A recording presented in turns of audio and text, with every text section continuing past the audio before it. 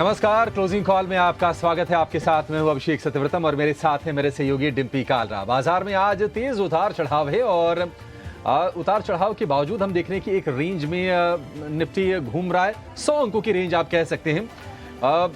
इस वक्त 22,920 के आसपास है निफ्टी, और निफ्टी बैंक की बात करें तो 46 अंक नीचे कारोबार कर रहा है। इंडिया विक्स जो कि उतार चढ़ाव का सूचक है, आप देखिए 24 के ऊपर निकल गया है। हम चर्चा कर रहे थे कि हो सकता है कि 25 के ऊपर जाए, हो सकता है कि 30 के भी ऊपर जाए, और जैसे जैसे इवेंट नजदीक आएगा, जैसे जैसे चुनाव नतीजों की तारीख नजदीक आएगी, वैसे वैसे हम बाजार में वोलेटिलिटी को बढ़ते हुए देखेंगे, और आज भी वो दिख रहा है। निफ्टी इस वक्त 12 अंक कमजोर है, और आज बाजार को जो सहारा देने वाले ये कुछ जो सेक्टर्स हैं उसमें फार्मा से थोड़ा थोड़ा सपोर्ट मिल रहा है, कंजम्पशन से थोड़ा सा सपोर्ट है, और हम देख रहे हैं कि इंश्योरेंस वाले शेयर भी आज बाजार को हल्का सा सपोर्ट देने का काम करते हुए दिख रहे हैं।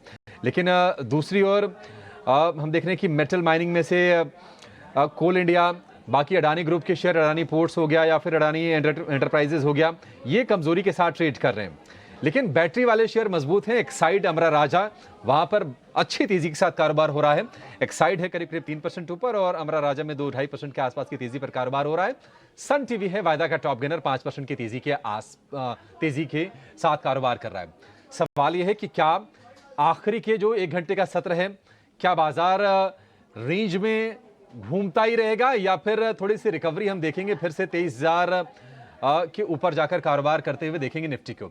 इस सवाल का जवाब अपने एक्सपर्ट से लेंगे। साथ ही आपको ढेर सारे ट्रेड के मौके भी बताएंगे अपने एक्सपर्ट्स के जरिए, ऑप्शन की स्ट्रेटजी भी लेकर आएंगे, और खबरों वाले शेयर भी आपके सामने हम रखेंगे। लेकिन पहले ये देख लेते हैं कि शो में आगे हम करने क्या वाले हैं। 2:35 पर हम लेकर आएंगे क्लोजिंग ट्रेड्स। 2:40 पर आपके सामने होगा इलेक्शन का ऑप्शन, एक ऑप्शन का बेहतरीन ट्रेड आपको बताएंगे।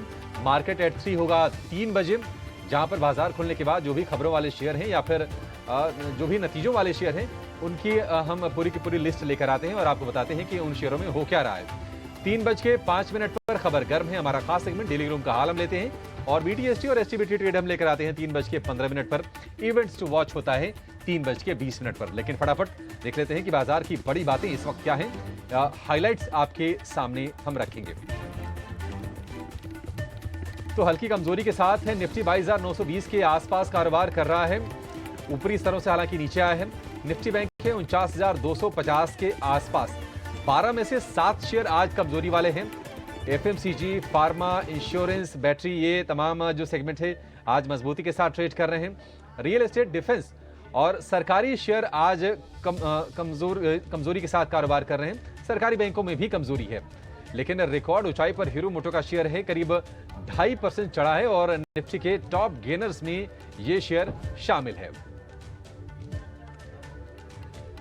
लेकिन आगे बढ़ने से पहले, अपने एक्सपर्ट्स को जोड़ने से पहले जरा यह समझ लेते हैं कि वायदा बाजार से संकेत कैसे हैं। डिम्पी हमारे साथ जुड़े हुए हैं। डिम्पी, 24 के ऊपर का विक्स, 3.5% का आज भी उछाल, ऑलमोस्ट 2 साल की ऊंचाई पर। और आज हम देख रहे हैं कि भले ही 100 अंकों की रेंज हो निफ्टी के, 110 अंकों के आसपास की, लेकिन उसी में घूम रहा है सुबह से। आप ही बताइए डिम्पी कि क्या ये जो अब उतार चढ़ाव है, जैसे जैसे हम चुनाव नतीजों की तरफ बढ़ेंगे, क्या ये उतना और ये तेज हो जाएगा, और आखिरी घंटे में क्या संकेत मिल रहे हैं बाजार से? देखिए, सुबह भी हमने आपके सामने बात रखी थी कि आज का दिन मंगलवार का दिन है ना। आज आपके पास डेरिवेटिव एक्सपायरी है, ना आपके पास एग्जिट पोल है, ना आपके पास अर्निंग्स है, माफ़ कीजिए 4 तारीख का रिजल्ट्स है। तो आपके पास इन तीनों में से कुछ नहीं है। आज का दिन तो पूरी तरह से एक रेंज का रहने का दिन था, और यही हम आपको बार बार दिखा रहे हैं। और आप देखिए, लिया चार्ट देख लीजिए, आपको खुद से आइडिया लग जाएगा। निफ्टी मुश्किल से आज 100 पॉइंट के स्विंग के साथ काम कर रहा है, लेकिन ये स्विंग काफ़ी वाइल्ड है और काफ़ी फास्ट है। देखते ही देखते बाजार नीचे आता है और देखते देखते बाजार ऊपर जाता है, क्योंकि बाजार शैलो है, खाली है इस समय। खाली मार्केट के अंदर कोई भी चीज़ ऊपर और नीचे बहुत तेज़ी से फ्लोट कर रही है, क्योंकि पार्टिसिपेशन नील हो रहा है। आप आज पार्टिसिपेट ही नहीं कर रहे हैं। आज इंस्टीट्यूशनल ऑलरेडी 53% लॉन्गों के पार्टिसिपेट अब नहीं करेगा, 46% लॉन्गों के डीआईस पार्टिसिपेट नहीं करेगा। तो जिसको जो पोजीशंस बनानी थी वो टिपिकली बना चुका है। अब जब भी मार्केट कोई बड़ा मूव देगा, वो किसी न किसी ट्रिगर के साथ देगा। ये ट्रिगर कौन से है, जैसे मैंने सुबह भी बताया था, या तो डेरिवेटिव एक्सपायरी का ट्रिगर बनेगा, या आपका ट्रिगर बनेगा एग्जिट पोल, या तो आपका ट्रिगर बनेगा 4 तारीख के नंबर्स, इलेक्शंस के नंबर्स। तो ये कुल मिला के उससे पहले तक आप बाज़ार के अंदर एक रेंज, और इस रेंज के अंदर एक्सट्रीम वॉलेटाइल सेशन आप ज़रूर देखेंगे, वो आपको दिख भी रहा है। एक एक चीज़ हमारी कही हुई बात आज मार्केट के अंदर आ रही है। दूसरी बात, क्या हमको नई पोजीशंस लेनी चाहिए? बिल्कुल नहीं लेनी चाहिए। नई पोजीशंस के लिए आप एक पूरी अच्छी खासी बड़ी अपॉर्चुनिटी आप लॉस्ट कर चुके हो। इवेंट से पहले अगर आप कोई पोजीशंस ले रहे हो तो आप हाई रिस्क पे पोजीशंस ले रहे हो। अच्छा सर, लेना नहीं है तो क्या फिर बेच दें? इवेंट से पहले कोई भी पोजीशंस बेचनी भी नहीं है। आप इसको शॉर्ट करके भी मत जाओ, इवेंट को आप लॉन्ग करके भी मत जाओ। मैं बोलूँगा इसको चेक एंड बैलेंस करके जाओ। आपके पास या तो पोजीशनिंग ऐसी हो कि भाई मेरे पास ये शेयर्स पड़े हुए हैं, मैंने कुछ हेजिंग कर दी है, या अपने शेयर्स में से ही अच्छा खासा प्रॉफिट बुक कर लो, या अपने शेयर्स में से ही ट्रेलिंग स्टॉप लॉस दे दो, या अपने उन्हीं शेयर्स में से ही कुछ ना कुछ उसके काउंटर में खड़े कर दो। और सबसे अच्छा तरीका है कि जितना लाइट रहोगे उतना बेहतर होगा। ये लाइट कैसे हो सकते हो? पुराना माल काट के लाइट हो सकते हो, नया माल ना खरीद के भी लाइट हो सकते हो। जरूरी नहीं है कि आपको इसी 6-7 दिनों में ही पोजीशंस लेनी है। ये मोटा मोटी मार्केट का फलसफा है। दूसरा पॉइंट, बाजार ने अभी तक, मैं फिर से कह दूं, आप ये बात अच्छे से समझ में आ रही होगी सभी को, बाजार हर अच्छी खबर को डिस्काउंट कर रहा है। अगर बुरी खबर कोई आई तो उस तो का जवाब किसी के पास नहीं है। तो उस तो की जो पनिशमेंट है ना, वो मार्केट बहुत खतरनाक तरीके से भी दे सकता है। एक चीज़ मेरा और भी मानना है, जो मैं अपने डाटा के एनालिसिस कर पा रहा हूँ, 3 तारीख और 4 तारीख के मार्केट में ज़बरदस्त फ़र्क आ सकता है। हो सकता है 3 तारीख को आप किसी तरह अलग तरह का मार्केट देखें और 4 तारीख को आप अलग तरह का मार्केट देखें, क्योंकि बहुत सारी चीज़ें पहले ही डिस्काउंटिंग हो रही है, और जब वो एक्चुअली वो चीज़ आएगी तो आप उस मार्केट के हिस्सा नहीं बन पाओगे। तो बी अवेयर, सावधान। ऑप्शंस ट्रेडर्स भी सावधान रहें, बड़ी पोजीशंस मार्केट्स के अंदर ना लें, हल्के हाथ से काम करें। जिनको वॉलेटिलिटी नहीं झेली जाएगी, आपकी आदत है 12-13 के विक्स को झेलने की, अभी चल रहा है 25 का विक्स नहीं झेला जा रहा, 10 दिन के लिए छुट्टी लेके चले जाओ, मार्केट से थोड़ा दूर रहो आप। नहीं तो अपॉर्चुनिटी की वेट करो, अच्छी अपॉर्चुनिटी हो सकता है आपको एक अच्छा पैसा बनाने के लिए दे दे। रही बात लीडरशिप की, तो स्टॉक्स में लीडरशिप की कोई प्रॉब्लम नहीं है। रिलायंस, एचडीएफसी, ये सब सही सही जगह पे प्लेस्ड हैं। दूसरी बात, क्या पुट कॉल रेशो ये बता रहा है बाजार सस्ता है महंगा है? वो तो कुछ ना सस्ता बता रहा है ना महंगा बता रहा है, वो फेयर वैल्यू बता रहा है। एफआईएस की होल्डिंग कम है क्या? नहीं है, अब तो वो भी 53% हो गई है। तो फिर क्या चीज़ है जो मार्केट के अंदर नहीं है, और ऐसी कौन सी चीज़ है जो मार्केट को अगर थोड़ी भी हटी तो डिस्टर्ब करेगी? सारी चीज़ों का आप भले एक पेपर पे नोट करके भी रख लें, जो मैं आपके सामने सारे पॉइंट्स रोज़ रखता हूँ। खैर, अब मेरे साथ पूरा पैनल जुड़ चुका है मेहमानों का, मैं उनका स्वागत भी करता हूँ और उनसे थोड़ा हेल्प भी लेते हैं समझने की, जानने की कि क्या क्या किया जाए। रुचित जैन है जो टेक्निकली हमको समझाते हैं, ऑप्शंस का बहुत बढ़िया ट्रेड देते हैं।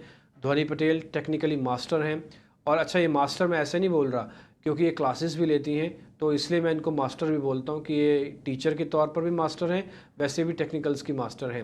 मेरे साथ देवांग शाह हैं, कम बोलते हैं लेकिन जब भी बोलते हैं बहुत काम की बात। और एक और मेहमान मेरे साथ जुड़ेंगे, उनका नाम है विवेक कारवा।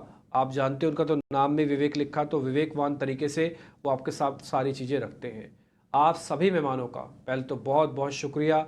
हम एक ऐसे जंक्शन पे आके खड़े हैं जहाँ पे एंजॉय करने के लिए भी है और कॉशियस रहने के लिए भी है। रुचित, आपसे मैं ज़रा शुरू कर रहा हूँ, मोटा मोटी मार्केट का ज़रा सेटअप बता दीजिए कि इस समय का सेटअप कैसे है मार्केट का, नए और पुराने दोनों तरह के लोगों को क्या करना चाहिए? गुड आफ्टरनून डिम्पी जी, सभी को नमस्ते। वेल, मार्केट्स में दो चीजें होती है, एक तो ट्रेंड और एक मोमेंटम। अगर हम ट्रेंड की बात करें तो ब्रॉडर ट्रेंड मार्केट्स में कोई डाउट नहीं है कि काफी पॉजिटिव है। जो हमने रिसेंटली भी देखा है कि शॉर्ट पोजीशंस बनाई थी एफआईआईज ने, वो भी उन्हें आखिरकार कवर करनी पड़ी क्योंकि शॉर्ट पोजीशंस तो थी लेकिन मार्केट्स में कोई ऐसी वीकनेस नहीं दिख रही थी। अभी भी जो करेक्शन आ रहा है उसमें हम कुछ ब्रॉडर मार्केट्स में ऐसे कुछ सेल ऑफ नहीं देख रहे जो मंदी के समय में होते हैं। सो जस्ट एक correction with in an up trend है, बहुत बड़ा इवेंट है, मार्केट्स ऑलरेडी रैली कर चुका है, तो इसीलिए थोड़ी बहुत प्रॉफिट बुकिंग यहाँ पे हो रही है। मोमेंटम देखें तो विक्स जैसे आपने जस्ट बताया 25-26 के आसपास विक्स का लेवल ट्रेड करा है, तो जब विक्स इतने हाई लेवल्स पे ट्रेड होता है तो यूजुअली आपको दोनों तरफा मोमेंटम मिलता है। एक दिन आपको अच्छा पॉजिटिविटी देखने मिलेगा, कभी नेक्स्ट दिन ही आपके सेंटिमेंट्स चेंज हो जाते हैं, जहां पे फिर से आपको करेक्शन या हाई वॉलेटिलिटी देखने को मिलती है। सो आई थिंक ये इलेक्शन के रिजल्ट्स जब तक आउट नहीं आते तब तक आपको मोमेंटम देखेंगे तो दोनों तरफा का मोमेंटम मिलेगा, कभी पॉजिटिव कभी नेगेटिव, दोनों ही तरफा के मूव्स आपको देखने मिलेंगे, लेकिन ट्रेंड में चेंज नहीं हुआ है। सो इसलिए मैं कहता हूँ जब आप दो चीज देखते हैं, ट्रेंड और मोमेंटम, तो ब्रॉडली आपको ट्रेंड के साथ में रहना चाहिए, और जब भी वो ट्रेंड में करेक्शंस आते हैं ऐसी वॉलेटिलिटी में, करेक्शंस के सपोर्ट के आसपास आप बाइंग करने को देखिए, सो दैट आपके रिस्क रिवॉर्ड रेशियो अच्छे फेवरेबल हो जाए। अब अगर हम थोड़े लोअर टाइम फ्रेम पे मूविंग एवरेजेस वगैरह देखें तो 22,800 के आसपास काफी स्ट्रॉन्ग सपोर्ट फिलहाल मार्केट्स के लिए, तो हो सकता है हमको थोड़ा सा और डिप यहाँ से देखने मिले, बट उससे ट्रेंड चेंज नहीं होगा। इनफैक्ट 22,800 850 ये रेंज 800 के आसपास मिल जाता है तो रिस्क रिवॉर्ड रेशियो वापस लॉन्ग बनाने के लिए काफी फेवरेबल रहेंगे। सो हम हमारे क्लाइंट्स को भी यही सलाह दे रहे हैं कि चाहे लिमिटेड एक्सपोजर लीजिए, लेकिन नो ट्रेंड के अगेंस्ट मत जाइए, और ये जो करेक्शंस आ रहे हैं उसमें अगर 22,800 850 की रेंज में मार्केट्स आता है तो वो अपॉर्चुनिटी देख के वहां पे इंडेक्स में फ्रेश लॉन्ग पोजीशंस बना सकते हैं। ठीक है, ठीक है, ठीक है। रुचित की ये बिल्कुल सटीक रणनीति इंडेक्स को लेकर, लेकिन इस बीच राइट्स रेलवे वाली ये कंपनी है, उसके नतीजे आ गए हैं और नतीजे आने के बाद हम शेयर में कमजोरी देख रहे हैं। उसकी वजह यह है कि मार्जिन के फ्रंट पर भी थोड़ी सी कमी हम देख रहे हैं। आय 6.25% घटी है, 643 करोड़ रुपए आय इसकी आई है ईयर ऑन ईयर बेसिस पर। और अगर हम मुनाफे की बात करें तो मुनाफे में भी करीब करीब 1.5% के आसपास की गिरावट है। राइट्स नतीजे जो ही आए हैं उसके बाद हम देख रहे हैं कि शेयर में कमजोरी देखने को मिल रही है। हालांकि पिछले 3-4 महीने से एक रेंज में ही है 100 रुपए के आसपास की। अब 700 रुपए के आसपास से हमने देखा था शेयर ये 800-825 रुपए तक भी गया था, वहां से ऊपरी स्तर से थोड़ा थोड़ा नीचे जरूर आया है। राइट्स पर एक टेक्निकल चेक ले लेते हैं। ध्वनि हमारे साथ हैं। ध्वनि, नमस्कार। बताइए पहले कि राइट्स में क्या करें, किसी के पास अगर हो राइट्स में रणनीति क्या हो? यहाँ पे राइट्स की अगर हम टेक्निकल चार्ट स्ट्रक्चर की बात कर रहे हैं तो डेफिनेटली शॉर्ट टर्म में यहाँ पे हमें इसके अंदर एक रेंज ब्रेकआउट देखने को मिला था, जहाँ पे स्टॉक ने अपनी जो 720 की रेंज थी उसको ब्रेक करा था, और उसके बाद हमें एक अपवर्ड मोमेंटम मिला था, बट वो यहाँ पर ज्यादा देर सस्टेन नहीं कर पाया। वहां से हमें नीचे की तरफ के ही मूव्स देखने को मिल रहे हैं। ओवरऑल यहाँ पे जो नोटवर्दी चीज है कि यहाँ पे पार्टिसिपेशन जो वॉल्यूम्स की तरफ से होना चाहिए वो यहाँ पे मिसिंग सा दिख रहा है। करंट लेवल से कोई भी एक स्ट्रक्चरल ब्रेक अभी तक आया नहीं है नीचे की तरफ पे। अगर स्टॉक यहाँ पे नीचे की तरफ में 688 685 का लेवल ब्रेक करता है तो फर्दर सेल ऑफ इसके अंदर देखने को मिलेगा, जहां पे वापस से स्टॉक अपना जो प्रीवियस सपोर्ट लेवल था 620 के पास उसको टेस्ट करेगा। तो करंट लेवल से वेट एंड वॉच की सलाह रहेगी। जैसे ही स्टॉक यहाँ पे अपना 685 का सपोर्ट लेवल ब्रेक करता है तो वहां से आप इसको सेल कर सकते हैं। ऊपर की नीचे की तरफ आपका जो टारगेट रहेगा वो 620 का रहेगा। स्ट्रक्चर ओवरऑल यहाँ पे वहीं से ब्रेक होगा, और आपको जो यहाँ पे स्टॉप लॉस मेंटेन करना रहेगा तो 720 का 690 के बाद इसको सेल करें। ठीक है, राइट्स पर ये ध्वनि की रणनीति। 3M इंडिया के भी नतीजे इस बार अभी आ गए हैं, और हालांकि बड़े साइज का शेयर है, लेकिन लोअर लेवल से करीब करीब 2200 रुपए का उछाल 3M इंडिया के नतीजों के बाद हम शेयर में देख रहे हैं।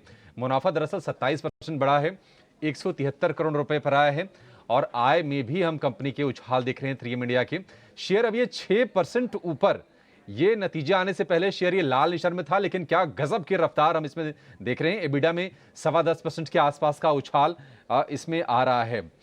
देवांग जी, एक बार 3M इंडिया चेक कीजिए। बड़े साइज का शेयर है, 32,800 रुपए इसका भाव हो गया।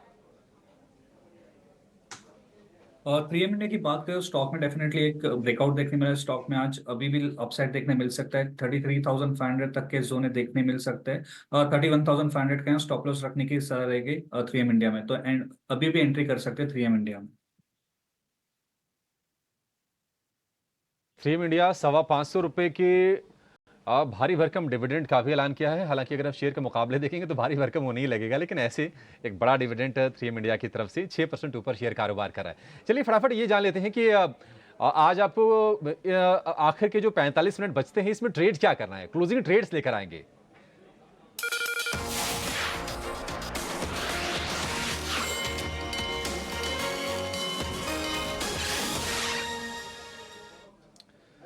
शुरुआत रुचि जी आपसे करेंगे। ऑलरेडी समय थोड़ा ज्यादा हो गया है, फटाफट बताइए कि आपके दो शेयर कौन से हैं। दो स्टॉक्स है जहाँ पे खरीदारी की सलाह है। सबसे पहले तो मैक्स फाइनेंशियल सर्विसेज में शॉर्ट कवरिंग का डेटा है क्लियरली, जहाँ पे आज ओपन इंटरेस्ट कम हो रहा है और रिसेंटली जो शॉर्ट पोजीशंस बनी थी स्टॉक अपने सपोर्ट पे ट्रेड कर रहा है। तो प्राइस सपोर्ट पे है और शॉर्ट्स कवर हो रहे हैं, तो इसके कारण हमें लग रहा है कि स्टॉक में डाउनसाइड लिमिटेड है। यहाँ पे 950 के स्टॉप लॉस से खरीदारी करने की सलाह रहेगी शॉर्ट टर्म में 1030 तक के पुल बैक मूव के लिए। और हीरो मोटो को सेकंड पिक रहेगा, जहाँ पे नो मोमेंटम रिजल्ट्स के बाद काफी पॉजिटिव बना हो। इनफैक्ट आप टू व्हीलर स्पेस में सभी स्टॉक्स देखेंगे, बजाज ऑटो, हीरो मोटो को, टीवीएस मोटर, कहाँ पे भी वॉल्यूम बेस्ड सेलिंग नहीं है और प्राइस एक्शन काफी स्ट्रॉन्ग है। तो हीरो मोटो को मैं लग रहा है कि अप ट्रेंड जो हमने रिसेंटली देखा है वो और आगे कंटिन्यू रहेगा। तो 5100 के स्टॉप लॉस से हीरो मोटो को मैं खरीदारी की सलाह है 5370 के टारगेट्स के लिए।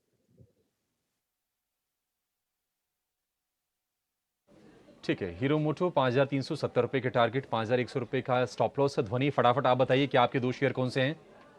जी बिल्कुल अभिषेक जी, हीरो मोटोकॉर्प मेरा और रुचित का सेम पिक रहेगा यहाँ पे। हालांकि टारगेट और स्टॉप लॉस डिफर करेंगे। यहाँ पे मेरा यहाँ पे जो है वो शॉर्ट टर्म पिक है। यहाँ पे हीरो मोटोकॉर्प को आप करंट लेवल से बाय कर सकते हैं। आपका स्टॉप लॉस जो यहाँ पे रहेगा तो 5159 का रखना है और टारगेट जो है वो 5305 का रहेगा। दूसरी पिक जो मेरी यहाँ से रहेगी तो वो है फोर्टिस की। फोर्टिस के अंदर अगर हम देख रहे हैं तो चार्ट स्ट्रक्चर यहाँ पे बुलिश साइड का बना हुआ है और आज के ही सत्र में हमें देखने को मिल रहा है स्टॉक ने यहाँ पे वापस अपने स्विंग लोज को टेस्ट करा और वहां से अपवर्ड मोमेंटम बना रहा है। तो करंट लेवल से आप फोर्टिस के अंदर बाय करें। 480 का टारगेट और 456 का स्टॉप लॉस।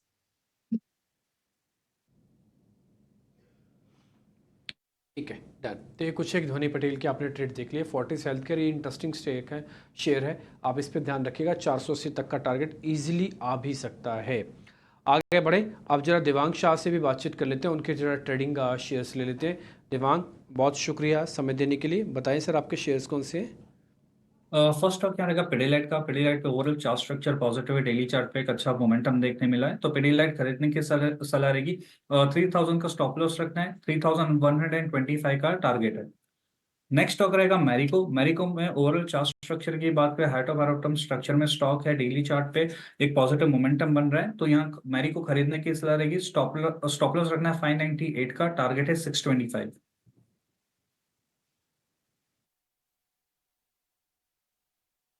मैरिको 609 रुपए का भाव है, 625 का टारगेट, 598 रुपए का स्टॉप लॉस आपको लगा के चलना है।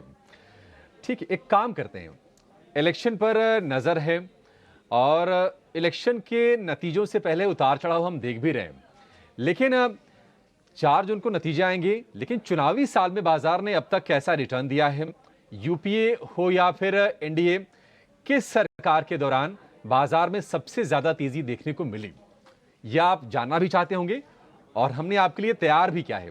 बहुत ही स्पेशल रिसर्च है। शरद दुबे हमारे साथ जुड़ गए हैं। शरद, बताइए किस तरह के रिटर्न्स बाजार में देखने को मिले हैं इन दोनों सरकारों के दौरान। जी बिल्कुल, मार्केट्स और इलेक्शंस इन दोनों पे हमने पूरी रिसर्च की है और ऑफ कोर्स 1980 से डेटा हमने लिया है और चुनावी साल में जो है बाज़ार का कैसा चाल रहा है उस पे हम फोकस करेंगे। और याद रखिए 10 बार में से 8 बार जो है पॉजिटिव रिटर्न जो इलेक्शन ईयर है वहाँ पे हमें देखने मिली है। 1991 में अधिकतम 82% का जो है गेन्स आया था। याद रखिए उस समय बड़े रिफॉर्म्स भारत में अनाउंस किए गए थे। और इसके अलावा चुनाव के साल में जो औसत रिटर्न आती है वो देखें तो लगभग 20% से ज़्यादा का देखने मिलता है। ये तो थोड़े हम कह सकते थोड़े आंकड़े हुए, लेकिन चुनाव और सेंसेक्स इनका क्या रिलेशन रहा है, हमने जो है पिछले 12 इलेक्शंस के डेटा निकाले और यहाँ पे देखिए कि हर साल पॉजिटिव रिटर्न आया सिवाय 96 और 98 के। इसके अलावा आप देख सकते हैं कि बड़े रिटर्न्स 91 और 2009 में जो है देखने मिले हमें।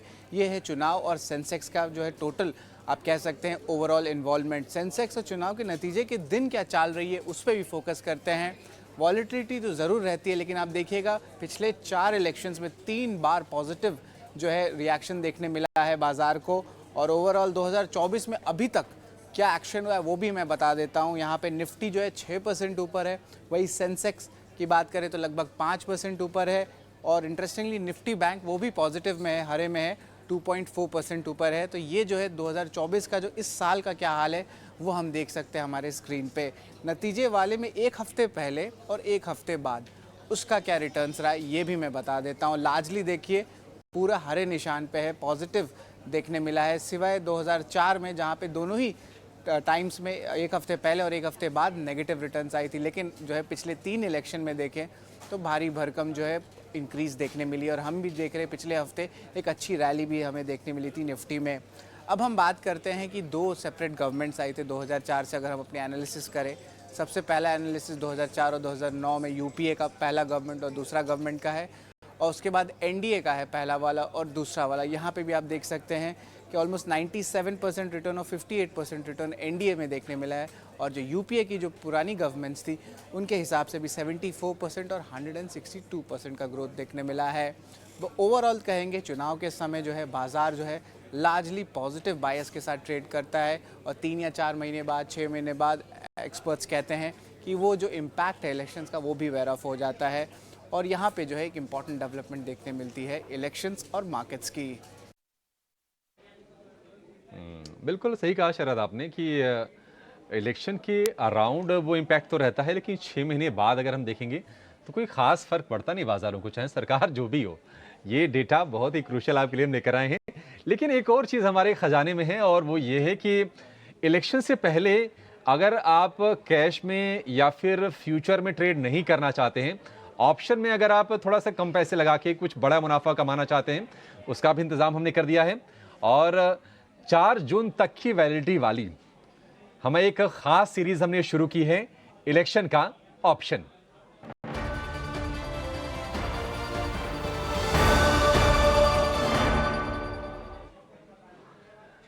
और इलेक्शन का ऑप्शन बताने के लिए हमारे साथ जुड़ गए हैं अमोल आठवाले। अमोल, बहुत शुक्रिया आपका समय देने के लिए। आप बताइए क्या ट्रेड करें, ऑप्शन में कहां पर मौके बन रहे हैं? जी नमस्ते, मुझे एक आईसीआईसीआई बैंक लग रहा है 1150 जून सीरीज का कॉल ऑप्शन। थोड़ा महंगा है क्योंकि प्रीमियम वैसे भी इवेंट के कारण थोड़े महंगे आ रहे हैं, 34-35 के आसपास है, और पोजिशनली उसका टारगेट लग रहा है 50 रुपीज तक ये जा सकता है, और स्टॉप लॉस उसका रहेगा 29। मैक्स प्रॉफिट उसमें हो सकता है 11,200 का, और मैक्स लॉस उसमें हो सकता है 3,500 का। आई थिंक बैंक निफ्टी का रोल अहम रहेगा अगर मार्केट में फ्रेश अप ट्रेंड आता है तो, और वैसे भी फॉर्मेशन अच्छा है ओवरऑल बैंक निफ्टी, और प्राइवेट बैंक्स में भी थोड़ा रिकवरी दिख रहा है। मुझे लगता है अगर ये टेक्सचर कंटिन्यू रहा तो आने वाले दिनों में आईसीआईसीआई बैंक अच्छा परफॉर्म कर सकता है।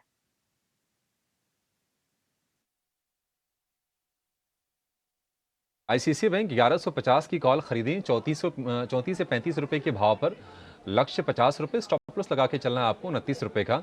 अधिकतम मुनाफा 11,200 का, और अधिकतम नुकसान जो है 3,500 रुपए का। ये है आपके लिए इलेक्शन का ऑप्शन, बेहद स्पेशल आपके लिए ऑप्शन है। इस पर आप ध्यान रखिए, इसको ट्रेड कीजिए, लेकिन स्टॉप लॉस को जरूर फॉलो कीजिएगा, क्योंकि स्टॉप लॉस फॉलो नहीं करेंगे तो फिर हो सकता है ये भी कि आपको नुकसान हो जाए। तो वित्तीय अनुशासन बहुत ज़रूरी हो जाता है, और ये चीज़ पढ़ लीजिए, फोटो खींच के रख लीजिए, ध्यान दीजिएगा कि 10 में से 9 लोगों को नुकसान होता है, और औसतन जो नुकसान होता है वो होता है 50,000 रुपए का। लेकिन 4 जून को जो नतीजे घोषित होने वाले हैं, हर किसी की नज़र अब इस बात पर टिकी है कि किस पार्टी को कितनी सीटें मिलेंगी। ब्रोकरेजेस के भी अपने कुछ कैलकुलेशन हैं, उनकी भी गुणा गणित है। क्या है ये बताने के लिए हमारे सहयोगी सौमित सरकार जुड़ गए हैं पूरा का पूरा रिसर्च लेकर। सौमित, बताइए क्या लग रहा है ब्रोकरेजेस को, क्या कहते हैं उनके आंकड़े?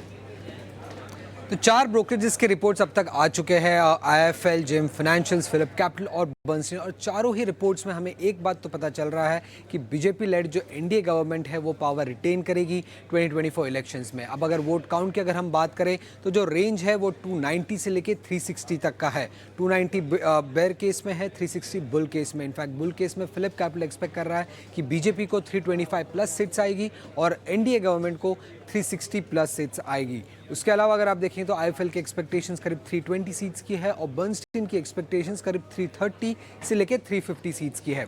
अब वोटर टर्नआउट एक सबसे बड़ा कंसर्न था मार्केट को लेके, बट ब्रोकरेजेस कह रहे हैं कि वोटर टर्नआउट से कोई भी नुकसान नहीं होगा। 2024 का वोटर टर्नआउट अगर आप देखेंगे तो भले ही 2019 से वो कम है, बट 2019 का वोटर टर्नआउट ज़्यादा इसलिए था क्योंकि उस समय अगर आप देखेंगे तो एक नेशनलिस्ट वेव था पुलवामा अटैक को लेकर, और इसी कारण वोटर टर्नआउट ज़्यादा होने के कारण आप अगर देखेंगे तो ये हमें थोड़ा कम देखने मिल रहा है 2024 में। इनफैक्ट आईएफएल ये भी कह रहे हैं कि 1967 से लेके अब तक अगर आप देखेंगे तो 3 कंसेक्यूटिव ईयर्स में वोटर टर्नआउट बढ़ते हुए अभी तक हमें कभी नहीं देखने को मिला है। तो अभी का जो वोटर टर्नआउट रेशियो कम है उससे कोई बड़ा नुकसान नहीं होने वाला है। और वो ये भी कह रहे हैं कि बीजेपी गवर्नमेंट को वुमेन वोटिंग का पार्टिसिपेशन ज़्यादा होने के कारण भी फ़ायदा देखने मिल रहा है। अब स्टेट वाइज की अगर हम बात करें तो आईएफएल का एक्सपेक्टेशंस है कि बीजेपी को मॉडेस्ट गेन्स देखने मिलेंगे उत्तर प्रदेश, उड़ीसा, बंगाल, तेलंगाना और आंध्र प्रदेश के स्टेट्स में। बट जेम फाइनेंशियल का मानना ऐसा है कि महाराष्ट्र, वेस्ट बंगाल और तमिलनाडु के जो स्टेट्स हैं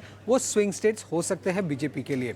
अब इलेक्शन के बाद क्या, उसमें बंसिन का मानना ऐसा है कि इलेक्शन के बाद 100 डे एजेंडा जो आएगा बीजेपी का उस पर ध्यान रखना होगा और बजट पे ध्यान रखना होगा। उसके साथ इलेक्शन के बाद मार्केट का फोकस जो है वो मैक्रो, अर्निंग्स और वैल्यूएशन पे शिफ्ट हो जाएगा। जेम फाइनेंशियल को स्टॉक स्पेसिफिक या सेक्टर स्पेसिफिक अगर हम देखें तो डिफेंस और कैपिटल गुड्स स्टॉक्स पे ज़्यादा अपॉर्चुनिटी देखने मिल रही है, जबकि वो ये भी कह रहे हैं कि बैंकिंग स्टॉक्स और एफएमसीजी स्टॉक्स की वैल्यूएशन अब कम है। बट उनका मानना ऐसा है कि अब से आगे चल के जो रैली होगी वो लार्ज कैप लीड करेगी, स्मॉल और मिड कैप नहीं लीड करेगी। और फिलिप कैपिटल ये कह रहे हैं कि अगर मार्केट में करेक्शन देखने को मिला तो उस करेक्शन में किसी भी इन्वेस्टर को और शेयर्स खरीदने चाहिए, ऐसे फिलिप कैपिटल का मानना है। Priya Soumit, Phillip capital bull case में उनको लगता है कि इंडिया की 360 प्लस सीटें आ जाएंगी। बढ़िया है। वैसे तो बीजेपी का नारा अब की बार 400 पार, लेकिन 360 भी बहुत है। बहुमत हो जाए उसके ऊपर जितनी भी सीटें ऐड ऑन होती हैं वो निश्चित तौर पर फायदा ही करेंगी। एक छोटे से ब्रेक का वक्त हो गया है, लेकिन ब्रेक पर जाने से पहले एक स्टॉक आपको हम दिखाएंगे, वो है 3M इंडिया का, जिसके नतीजे थोड़ी देर पहले आए थे। हर पैरामीटर पर नतीजे जबरदस्त थे और शेयर अब ये ट्रेड कर रहा है 11% ऊपर। नतीजे आए तो ऐसे आए, अविश्वसनीय, 11% ऊपर। और अगर आप देखेंगे तो आज में दिन के लोअर लेवल से इसके भाव में 4,000 रुपए से ज्यादा जुड़ चुके हैं। 34,400 रुपए पर यह शेयर ट्रेड कर रहा है 3M इंडिया का नतीजों के बाद। इस पर भी हो सकता है एक राय लेंगे, लेकिन एक छोटे से ब्रेक का वक्त हो गया है, फौरन हाजिर होते हैं।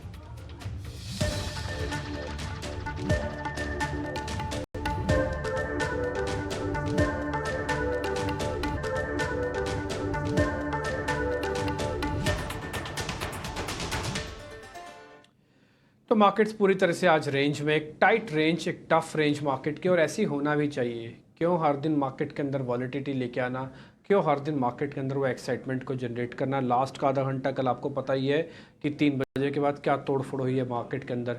एकदम से बाजार के अंदर हमने देखा कि तेज़ गिरावट का एक झटका लगा और सारी पुट्स एकदम से ऊपर आ गई। ऐसा नहीं कि बाजार के अंदर अभी नहीं लग सकता, अभी भी आधा घंटे का समय बाकी है, लेकिन आप थोड़ा बी अवेयर, अटेंटिव रहे। और वैसे अभी तक का डाटा अलाउ तो नहीं कर रहा कि बड़ा झटका लगे। और एक 2 अहम सपोर्ट है, 22,800 का निफ्टी का अहम सपोर्ट है। सुबह हमारी चर्चा हुई थी, हमने आपको ये बात बताई भी थी कि जिनको भी डिप की वेट हो रही है वो 22,800 का एक बार वेट कर लेना। और ऐसे ही निफ्टी के अंदर, बैंक निफ्टी के अंदर भी आप 49,000 का एक बेस है, उसको तोड़ेगा तो 49,800 पे आके रुक जाना चाहिए। इस तरह डैमेज या इससे ज़्यादा बढ़त, 200 पॉइंट से ऊपर की बढ़तें यहाँ से लगता नहीं कि बाजार अगले 2 दिन में करने जा रहा है। फिर भी आप सतर्क रहिए, सावधान रहिए, बस इतना ही मेरा कहना है। विवेक कारवा इस बीच मेरे साथ जुड़ चुके हैं। Vivek sir, thank you very much समय देने के लिए। देखिए विवेक सर, आप सभी लोगों को भले बोल दीजिए कि देखिए इलेक्शन है, 10 दिन के बाद आप इसके बाद काम कर लीजिएगा, सब कुछ ठीक है। आप उनको चेताएंगे भी, उनको बताएंगे भी, वो बात भी ठीक है, ये काम तो हम भी कर रहे हैं। लेकिन फिर भी आपके कहने पर और मेरे कहने पर या किसी भी एक्सपर्ट्स के कहने पर कुछ लोग नहीं मानेंगे, वो अपने ही हिसाब से ही काम करेंगे, ठीक है। लेकिन फिर भी मैं उनका भी हित चाहता हूँ, मेरे मन में उनके प्रति भी हित है। आप मेरे को जरा गाइड ये कीजिए, जो आपकी बात या मेरी बात नहीं माने कि भैया ज़्यादा वॉलेटिलिटी है, आराम से मैनेज करना, फिर भी वो ट्रेड करें, तो वो करें क्या? थोड़े पॉलिटिकल सेंसिटिव स्टॉक्स ले लें। आप पता ही है किसके बारे में बात बोल रहा हूँ आपको मैं। थोड़ा बहुत रेलवेज काउंटर्स, थोड़े बहुत सरकारी कंपनी, सरकारी बैंक, क्या थोड़ी थोड़ी पोजीशन, ये जो पॉलिटिकली और इलेक्शन सेंसिटिव हिस्सा है थोड़ा सा बना ले वो। डिम्पी जी नमस्कार आपको और सभी को पैनल पे। देखिए पहली चीज तो अब ये होने वाला है अगले 1 हफ्ते तक, क्योंकि 4 तारीख को चुनाव के रिजल्ट्स आ जाएंगे। करीबन 11-12 बजे तक हमको पूरे के पूरे रुझान के अलावा नतीजे भी मिल जाएंगे, तब तक वॉलेटिलिटी बाजार में रहने वाली है। और मुझे लगता है कि जो एक ट्रेडर है, उसका ये चांसेस रहेगा कि दोनों ही तरफ, चाहे वो प्लस करे चाहे वो माइनस करे, दोनों ही तरफ उसके स्टॉप लॉसेस ट्रिगर हो जाए। वो एक सिचुएशन आ सकती है आगे चल के। आज का बाजार ही देख लो, 2 बार 3 बार हरा दिखा है, 2-3 बार लाल दिखा दिया है। तो आप लॉन्ग जाते हो तो स्टॉप लॉस ट्रिगर हो सकता है, शॉर्ट जाते हो तो हो सकता है। तो मेरी एक ही सलाह रहेगी, अब ये तो है नहीं कि अगले 10 दिन अपना लैपटॉप या सिस्टम बंद कर दे और घर पे बैठ जाए, ये तो होने वाला नहीं है। तो मेरी यही सलाह रहेगी, जहां पे भी आपको बड़े मूवमेंट्स आते हैं ना, समझ लीजिए डाउन साइड में आपको ज्यादा बड़ा मूवमेंट आए, उस समय आपको अगर कॉन्ट्रेरियन बाई करना है तो आप करिए, क्योंकि इलेक्शन का नतीजा क्या आने वाला है किसी को नहीं मालूम है। तो बड़ा डिप आएगा तो हो सकता है एक रिकवरी भी शार्प आए। और अगर कोई भी बड़ा बाइंग आता है बाजार में और निफ्टी सेंसेक्स अच्छी तरह जंप करता है, उस वक्त हो सकता है आप एक कॉन्ट्रेरियन कॉल लेके आप शॉर्ट भी जा सकते हो। तो ये अगर स्ट्रेटेजी अडॉप्ट करते हो तो हो सकता है कि आपके स्टॉप लॉसेस थोड़े बहुत बच जाएं, और थोड़ा बहुत मुनाफा भी आप इस बाजार में कमा पाओगे। और जो पॉलिटिकली सेंसिटिव स्टॉक्स है, देखिए मुझे नहीं लगता है कि बहुत वहां पे डिप्स आएगी, क्योंकि फंडामेंटली ही ये स्टॉक्स चलने वाले हैं आगे चल के। एक एक सिचुएशन के लिए अगर मैं मान भी लूं कि ये सरकार रिपीट नहीं होती है, तो जो भी सरकार अगली आएगी, ये कोई जो पॉलिटिकली सेंसिटिव कंपनीज है उनको बंद नहीं करने वाली है। ये सारा एक चुनाव का एक वो होता है, क्या बोलते हैं, एक टॉपिक होता है ये खाली। लेकिन जब सरकार बोलते हैं ना, विथ पोजिशन कम्स रिस्पॉन्सिबिलिटी, तो आप अगर रेस्पॉन्सिबल पोजीशन में आ गए तो इन कंपनीज को बंद करा के आप लाखों लोगों को बेरोजगार नहीं बनाने वाले, वो पॉसिबिलिटी नहीं है। तो उसके लिए इतना डरने की बात नहीं है। लेकिन हाँ, जो मैंने कहा, बड़े राइज या बड़े फॉल पे आप पोजीशंस ले सकते हो और वैसे ही ट्रेड कर सकते हो। ठीक है जी। बड़ा तेज़ी आ जाए तो धीरे धीरे करके अपनी पोजीशंस को खाली कर सकते हो, बड़ा फॉल आ जाए तो धीरे धीरे करके पोजीशंस को वापस भी ले सकते हो। लेकिन उसके लिए, करने के लिए एक काम आपको करना पड़ेगा, आज से ही अपने आप को लाइट रखना पड़ेगा, तभी तो हैवी कर पाओगे। अगर ऑलरेडी हैवी हो गए तो आप उसी में टूट जाओगे।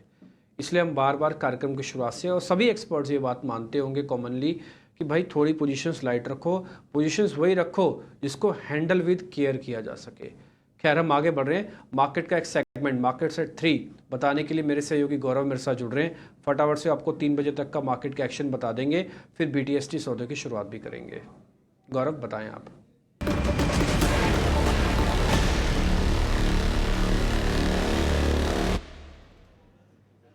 जी यस, तो आज हम शुरुआत करते हैं 3M के साथ, क्योंकि इस शेयर में हमने एक काफ़ी बड़ा एक जंप हमें देखने को मिला था। और इसके अगर रीज़न की देखें तो उसके Q4 के नतीजे आ चुके हैं, और अगर नंबर्स की बात करें तो कहीं पर रेवेन्यू में 4.6% का अपटिक देखने को मिला। नेट प्रॉफिट की बात करें तो वहाँ पे कहीं पे 27% का एक अपटिक देखने को मिला YOY बेसिस पे।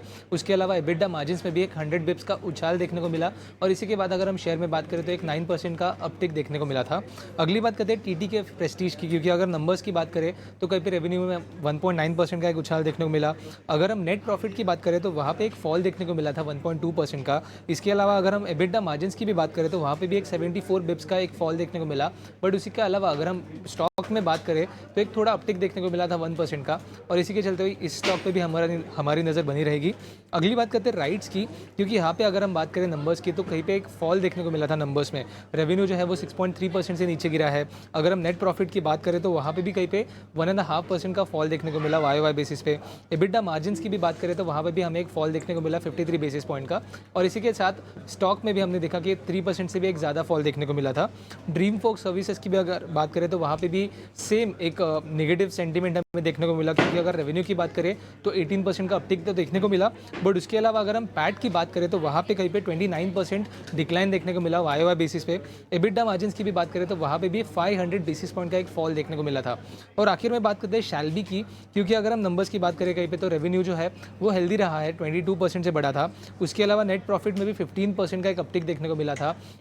उसी के साथ साथ EBITDA मार्जिन में भी हमें कहीं पे 300 बेसिस पॉइंट का एक सुधार देखने को मिला YOY बेसिस पे। बट अगर हम शेयर में बात करें तो एक फॉल देखने को मिला था रिजल्ट्स के बाद ही, और इसकी वजह से शैल्बी पे भी हमारी नज़र बनी रहेगी। तो नंबर्स के बेसिस पे ये सब स्टॉक्स काफ़ी इंपॉर्टेंट रहेंगे देखना, क्योंकि एक अच्छा ट्रैक्शन आज के दिन में ये सब स्टॉक्स में हमें देखने को मिला है। ठीक है, ये तमाम शेयर नतीजों के दम पर हम देख रहे हैं कि यहाँ पर एक्शन देखने को मिल रहा है और पूरी की पूरी लिस्ट आपके सामने हम रोज़ लेकर आते हैं 3 बजे, ताकि आपसे ना ट्रेड ना छूट जाएं, ताकि आपसे खबरें ना छूट जाएं। आपको कोई रणनीति अगर बनानी हो तो आपसे वो मिस ना हो। आगे बढ़ेंगे और कुछ स्टॉक्स पर ज़रा व्यू लेते हैं। अच्छा, आज हम देख रहे हैं कि बैटरी वाले स्टॉक्स चल रहे हैं। एक्साइड में तेज़ी है, अमरा राजा में तेज़ी है। आज सुबह के सत्र में हमारे एक्सपर्ट थे चंदन जी, उन्होंने एक्साइड का नाम लिया भी था। एक बार अमरा राजा पर ज़रा राय जानते हैं। रुचित, आप ज़रा बताइए, अमरा राजा 2% ऊपर है, इसके स्ट्रक्चर आपको कैसे लग रहे हैं, या इसके मुकाबले एक्साइड ही बेहतर है क्या? दोनों ही स्टॉक्स अमर राजा और एक्साइड नो पिछले 1-1.5 महीने में हमने जो स्टॉक में प्राइस अप मूव देखे वो काफी अच्छे वॉल्यूम्स के साथ देखे हैं। सो आई थिंक ये मोमेंटम दोनों स्टॉक्स में एक साथ में ही कंटिन्यू रहेगा और एक्साइड के भी चार्ट स्ट्रक्चर्स अच्छे हैं और अमर राजा बैटरीज के भी चार्ट स्ट्रक्चर्स अच्छे हैं। एक्साइड में हमें लग रहा है कि पोजिशनली ये जो पिछले करेक्शन के रिट्रेसमेंट से उनके हिसाब से 580 से 585 के अराउंड के टारगेट्स इस स्टॉक में आ सकते हैं। सो हालांकि दोनों स्ट्रक्चर पॉजिटिव है, फ्रेश बाइंग करनी है तो एक्साइड में करंट लेवल्स पे कर सकते हैं, लेकिन यहाँ पे पार्शियल पोजीशंस और कुछ डिप में अगर 480 485 के आसपास मिलते तो और एवरेज कर सके, ऐसे थोड़े फंड्स नो खाली जरूर रखिएगा। मार्केट्स के वॉलेटिलिटी में डिप्स पे और एवरेज कीजिए और स्टॉप लॉस 460 के नीचे रहना चाहिए पूरी पोजीशंस पे और पोजिशनली 580 के अराउंड के टारगेट्स रहेंगे। एक्साइड पर भी व्यू दे दिया रुचि जी ने, लगे हाथ। हमारा राजा में भी हम देखने की तेजी है। ध्वनि, आप जरा आरती ड्रग्स चेक कीजिए। आरती ड्रग्स हमने देखा था कि 450 रुपए के भाव के आसपास तक फिसता था, वहां से धीरे धीरे धीरे करके शेयर अभी 500 रुपए के आसपास आ गया है। आरती ड्रग्स आ गया, आप मोमेंटम देख रहे हैं शेयर में इसमें? अच्छा ठीक है, ध्वनि हमारे साथ नहीं है। इस पर रुचित आप ही व्यू दीजिए, आरती ड्रग्स में क्या करना है? सो आई थिंक आज के दिन में वॉल्यूम्स तो काफी अच्छे हैं बट फॉलो अप मूव काफी इंपॉर्टेंट रहेगा। हमने अप्रैल में भी ये स्टॉक में एक प्राइस अप मूव देखा था, लेकिन 510 515 के आसपास आके वहां पे मोमेंटम फिजल आउट हो गया था। सो जब तक फॉलो अप बाइंग नहीं दिखती है तब तक बेटर है कि फ्रेश बाइंग ना करें, बट अगर एग्जिस्टिंग पोजिशंस है कि ये स्टॉक में तो उन पोजिशंस को होल्ड कर सकते हैं।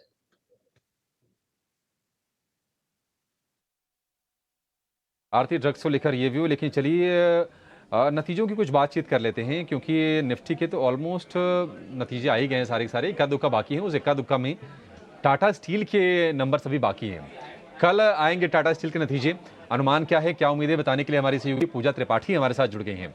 पूजा, बताइए टाटा स्टील कैसे इसके नतीजे आएंगे, क्या उम्मीद है? जी, टाटा स्टील के नतीजे मिले जुले रहेंगे। यूरोप के कारोबार में तो अच्छा प्रदर्शन रहेगा, लेकिन भारतीय कारोबार में थोड़ा दबाव यहाँ पर देखने को मिल सकता है। अगर अनुमान की बात करें तो सालाना आधार पर आय में गिरावट रहेगी 9% की। जो कामकाजी मुनाफा है वहाँ पर 14% की गिरावट का अनुमान है। मार्जिन 11.5% से घटकर 10.8% के रह सकते हैं और मुनाफे में भी कमी का अनुमान है। यहाँ पर अगर यूरोप कारोबार की बात करें तो बिक्री वॉल्यूम्स में बढ़त रहेगी, रियलाइजेशन में सुधार हुआ है और इसके अलावा ऑपरेटिंग कॉस्ट में भी कमी आई है, जिससे कि कामकाजी मुनाफे को सपोर्ट मिलेगा और जो एबिटा लॉस कंपनी कर रही थी वहां पर भी कमी देखने को मिलेगी। लेकिन वहीं दूसरी तरफ भारतीय कारोबार में थोड़ी दिक्कतें आ सकती हैं। रियलाइजेशन में कमी आई है, बढ़े हुए कोकिंग कोल के दाम का भी असर इस बार के एबिटा पर पड़ेगा और एबिटा पर टन में हमारा अनुमान है कि 15% की कमी तिमाही दर तिमाही आ सकती है।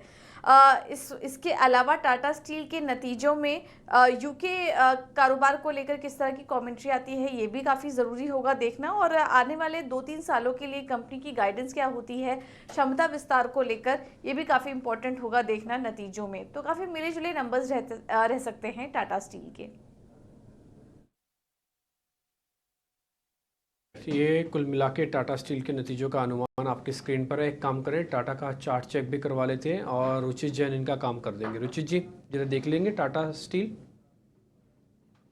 जो स्टॉक एक high top high bottom structure बना रहा है तो यूजुअली ये स्ट्रक्चर काफी स्ट्रॉन्ग रहता है, तो और मोमेंटम रीडिंग्स भी पॉजिटिव है। स्टॉक अपने इंपॉर्टेंट मूविंग एवरेज सपोर्ट्स के ऊपर भी ट्रेड कर रहा है। छोटे मोटे डिप्स पॉसिबल है बट वो डिप्स में 165 170 एक स्ट्रॉन्ग सपोर्ट रेंज डिप्स में फिर से बनेंगे और पोजिशनली अगर थोड़ा मिड टू लॉन्ग टर्म का पर्सपेक्टिव है तो स्टॉक में 195 के अराउंड के टारगेट्स एक्सपेक्ट कर सकते हैं जो पिछले करेक्शन के रिट्रेसमेंट लेवल्स आ रहे हैं। तो वही बायोन डिप्स की रणनीति ये स्टॉक में भी रहेगी। इनकेस कोई डिप में 170 165 की रेंज में आता है तो उस रेंज में ये स्टॉक में फ्रेश बाइंग करे और 195 के पोजिशनल टारगेट्स एक्सपेक्ट करे।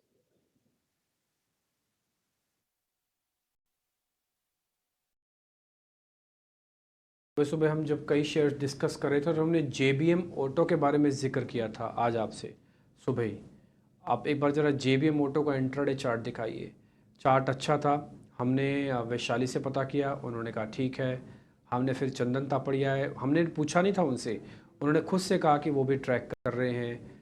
फिर एक और एक्सपर्ट आए तो उन्होंने भी JBM ऑटो के बारे में बातचीत की। उन्होंने कहा सब आप इसको लेके रखिए और आप देखना अच्छा बेनिफिट आएगा। ये जो पहली 3 कैंडल्स आप देख पा रहे हैं सुबह खुलने की, ये वीक थी। तो चंदन तापड़िया थे, तो हमने उनसे कहा कि देखिए अभी तो नीचे आ गया, 2067 के आसपास शेयर चल रहा है, क्या ये 2125 आज में हो जाएगा? तो उन्होंने ये कहा कि आज में हो जाएगा ये तो मेरे को पता नहीं, बट हाँ 1 से 2 दिन में हो जाएगा।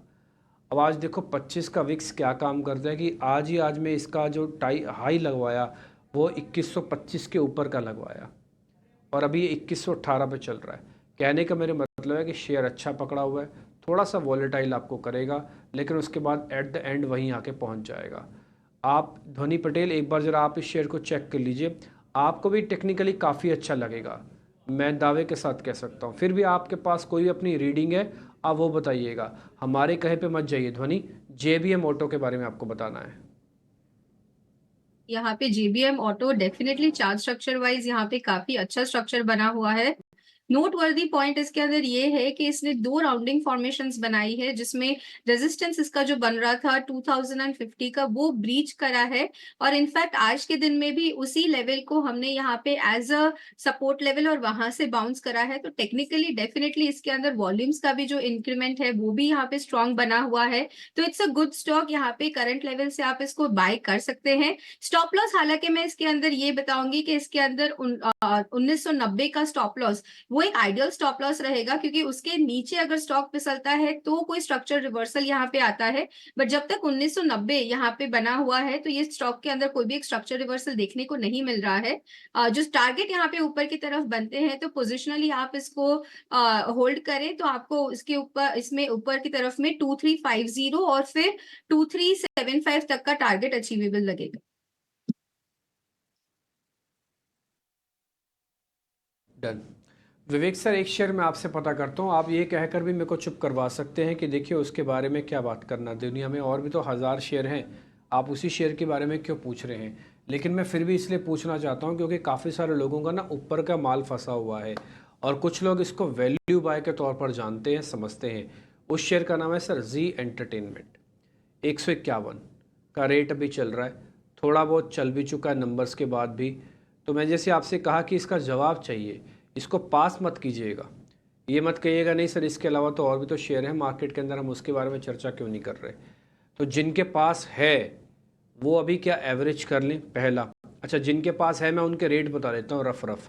आप ऐसा मान के चलो उनके पास 250 से 300 रुपये का रेट का लिया हुआ है, अभी चल रहा है 150 का, तो क्या एवरेज करनी चाहिए, पहला पॉइंट। अच्छा, जिनके पास नहीं है उनको 150 रुपये में शेयर सही मिल रहा है, उनको लेके रख लेना चाहिए।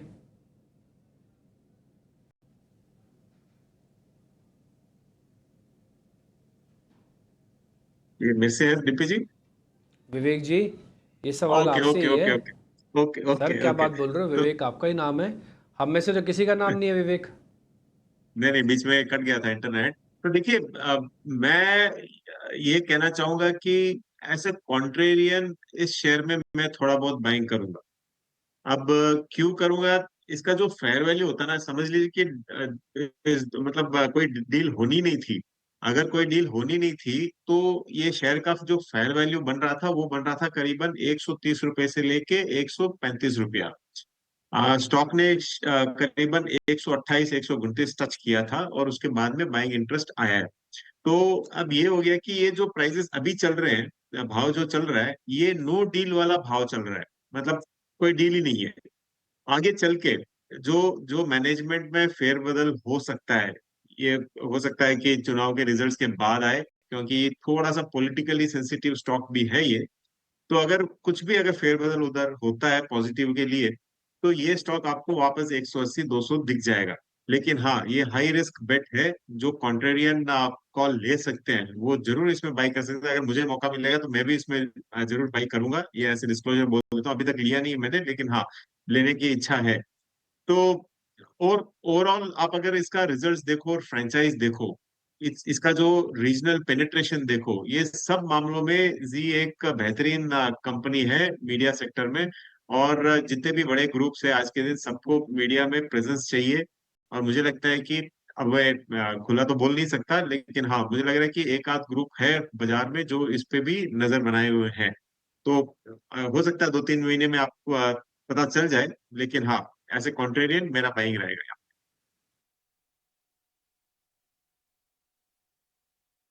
ठीक है, तो आपका कॉन्टेरियन एज एन बाय है और आपने इस पे मोहर लगा दी है कि आप 150 रुपये पे अगर कोई इन्वेस्टर आना चाहता है तो आए। देखिए, ट्रेडर की बात अलग है, वो 10-20 रुपये के लिए आए, वो अलग आ गई में, लेकिन इन्वेस्टर्स के लिए भी कई बार वैल्यू पे पिक मिल जाती है, ऑल टाइम हाई पे मिल जाती है। तो ये कुछ वैसा ही ट्रेड आपके लिए हो सकता है। विवेक सर, मेरे को पता लगा कि आपको जाना है, तो मैं आपको शुक्रिया अदा करना चाहता हूँ। बहुत बहुत शुक्रिया, थैंक यू वेरी मच। आज आपने टाइम निकाला हमारे लिए, अच्छा लगा आपसे बातचीत करके, थैंक यू वेरी मच।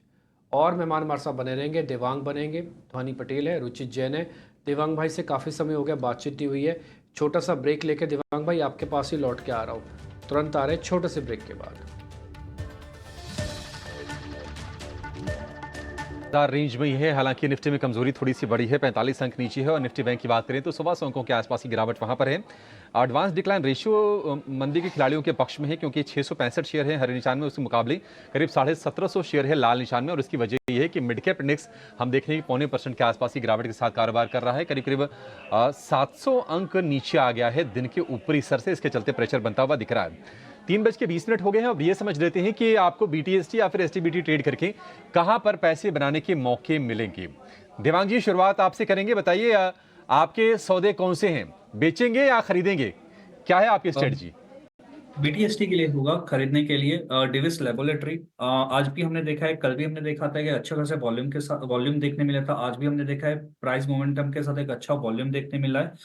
तो डिविस लेबोरेटरी खरीदने की सलाह रहेगी। स्टॉप लॉस रखते हैं 4300 का, टारगेट 4550 का डिविस लेबोरेटरी में। ये स्टॉप लॉस 4300 रुपए का और टारगेट होगा 4550 रुपए का डीवीज लैब के लिए। ये आज ये निफ्टी का टॉप गेनर भी है शेयर, 3.25% के आसपास की मजबूती ऑलरेडी है, लेकिन यहां से भी ये शेयर चलेगा ऐसा भरोसा है देवांग जी को। ध्वनि, आप बताइए आपके रिकमेंडेशन क्या है? तेजी का सौदा आपके पास भी है? नहीं अभिषेक जी, यहाँ पे मैं थोड़ा सा कॉन्ट्राबैट लेना चाहूंगी। गिवन द क्लोजिंग सेंटिमेंट, यहाँ पे मुझे एक वीकनेस दिख रही है कि कल के सत्र में भी हमें ये जो यहाँ पे प्रॉफिट टेकिंग है वो देखने को मिलेगी। कोटक बैंक के अंदर मेरा एसटीबीटी का ट्रेड है। यहाँ पे कोटक बैंक को आप करंट लेवल से सेल कीजिए। स्टॉप लॉस जो आपको मेंटेन करना रहेगा यहाँ पे ऊपर की तरफ में, तो 1722 का जो हमने प्रीवियस डे हाई बनाया, 1722 का यहाँ पे स्टॉप लॉस लगा के चले। करंट लेवल से आप कोटक बैंक को सेल करें। आपका जो टारगेट नीचे की तरफ बनता है तो यहाँ पे 1680 और फिर 1670 का यहाँ पे टारगेट देते हैं।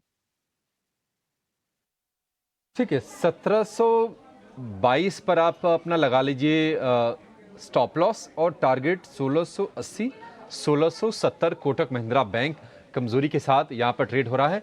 आपके लिए एक बिकवाली का भी सौदा आ गया। रुचित जी, आपका ट्रेड क्या होगा सर? आप ध्वनि की साइड हैं या फिर देवांग की?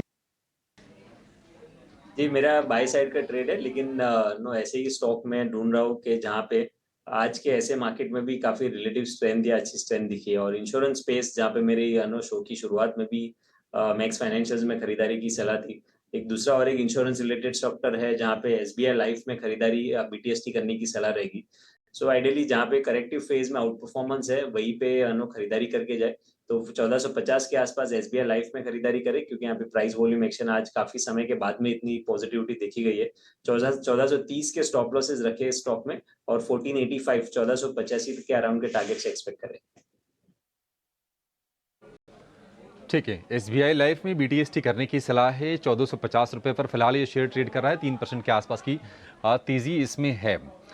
ध्वनि, आप जरा ये बताइए कि सन टीवी में क्या कोई ट्रेड नहीं बन रहा है? क्या बीटीएसटी वाला ये कैंडिडेट नहीं है सन टीवी? कि सन टीवी को अगर हम यहाँ पे चार्टिकली देख रहे हैं तो डेफिनेटली इसके अंदर आज एक बाइंग एक्शन देखने को मिला है। वॉल्यूम्स का भी इंक्रीमेंट काफी अच्छा है, बट मुझे यहाँ पे जो पॉइंट लग रहा है कि ऊपर की तरफ में यहाँ पे 680 का लेवल जो है वो स्टॉक ने एक रेजिस्टेंस की तरह यहाँ पे इसके अंदर काम कर रहा है। तो फर्दर बाइंग अगर इसके अंदर करनी है तो 680 के ऊपर बनती है, वहां तक इस स्टॉक को अवॉइड करें।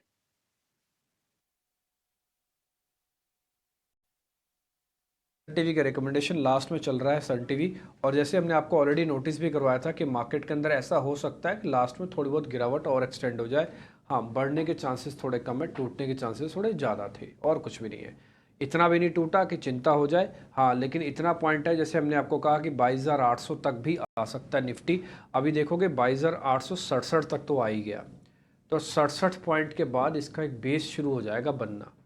ठीक, ऐसे आप देखो बैंक निफ्टी आज 49,000 की अपने बेस को टेस्ट करने जा रहा है, 200 पॉइंट है। डेज लो पे आज हम क्लोज कर रहे हैं।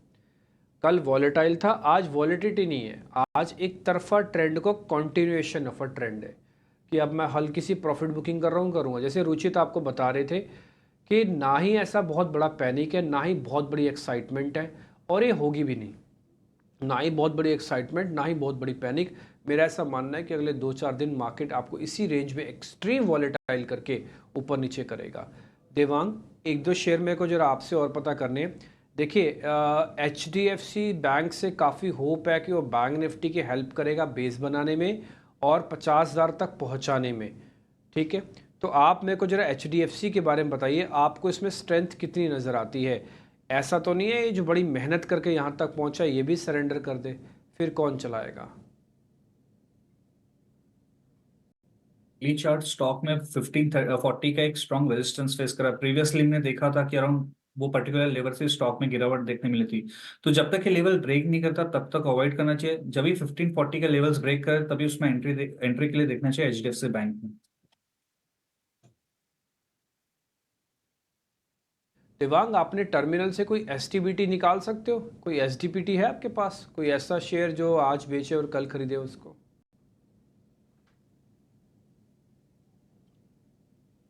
राइट नाउ नहीं है, बट डेफिनेटली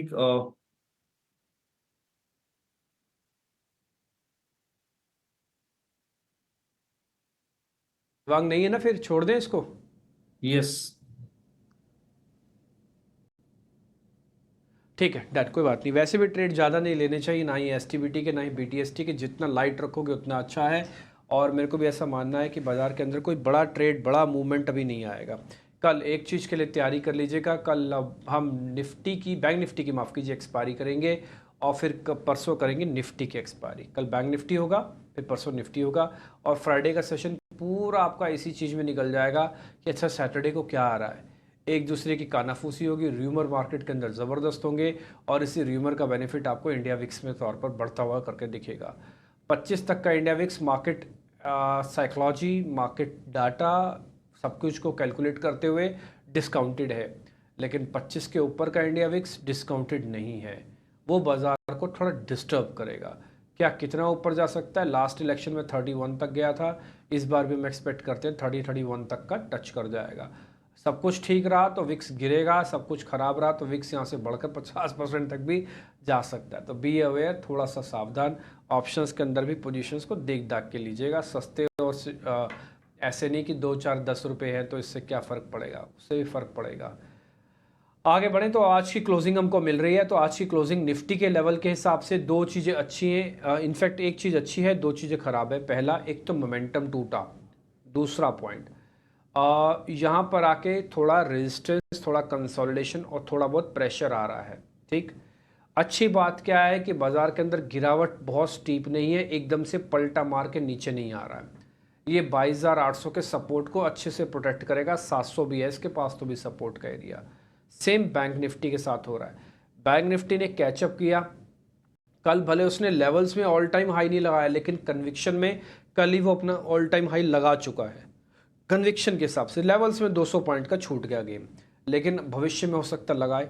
तो 49,000 अभी आपका मेक ब्रेक पे आज क्लोज करके जा रहा है।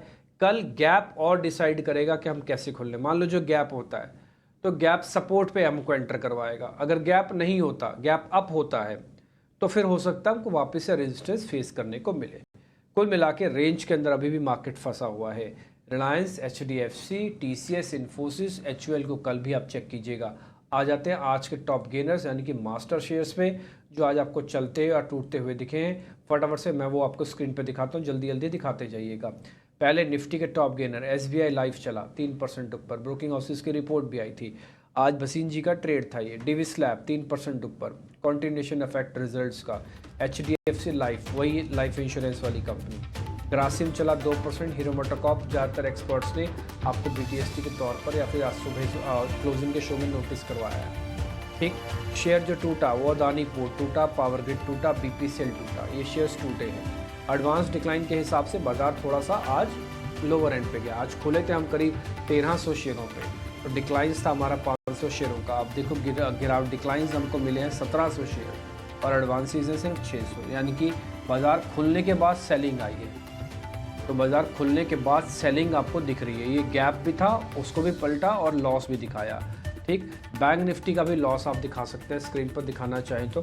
इसके अलावा जो मिड कैप शेयर्स की कैटेगरी है, अगर मैं वहाँ पे आपको चेक कराऊँ तो आज 3M इंडिया जो कि एक टेप बनाती है, इंडस्ट्रियल इक्विपमेंट्स बनाती है, उसके अंदर करीब 9% का गेन आया। प्रिज्म जॉनसन करीब 5%, गैलेक्सो और टिमकेन 4 से 3% यहाँ पे भी चले हैं शेयर। जो टूटा है वो आयनेक्स विंड है, ब्लॉक डील का इम्पैक्ट ज़ोरदार था, 10% नीचे, प्रमोटर ने माल खाली किया। BDL, हुडको, ये 2 ऐसे शेयर हैं और साथ ही एलगी इक्विपमेंट भी जो आज टूटे हैं। आज जिन शेयरों ने मिड कैप कैटेगरी में हाई टेस्ट किया, साल का हाई, वो था डिविस लैब, वो था एक्साइड इंडस्ट्रीज, वो था कोरोमंडल। ये सभी शेयर्स ने आज साल का हाई भी टेस्ट किया है। ठीक, और जो आज लो टेस्ट कर रहा है उस शेयर का नाम है KRBL। ये वो शेयर है जिसने आज अपना लो भी टेस्ट किया है। बड़े शेयरों में यानी कि निफ्टी 50 में से कोई भी ऐसा शेयर नहीं है जिसने अपना आज का साल का लो टेस्ट किया। ठीक, तो कुल मिला के आज की क्लोजिंग आपको मिल रही है एक पोलाइट और एक रेगुलर ट्रेड जो ऐसे कहते हैं ना मार्केट के अंदर, वो आपको आज देखने को मिला। देवांग, बहुत शुक्रिया, थैंक यू वेरी मच, आज आपने टाइम निकाला हमारे लिए। Ruchit Jain, thank you very much, आपने आज हमारे लिए समय निकाला। धोनी पटेल, आपका भी बहुत बहुत शुक्रिया, थैंक यू वेरी मच। और विवेक सर को हम ऑलरेडी थैंक यू कर चुके हैं। आप सभी मेहमानों का बहुत बहुत शुक्रिया। उम्मीद करते हैं जल्दी आपसे वापस मुलाकात होगी और बहुत अच्छे मार्केट के नोट पर होगी। मेरे को और अभिषेक को इजाज़त दे सकते हैं। नमस्कार।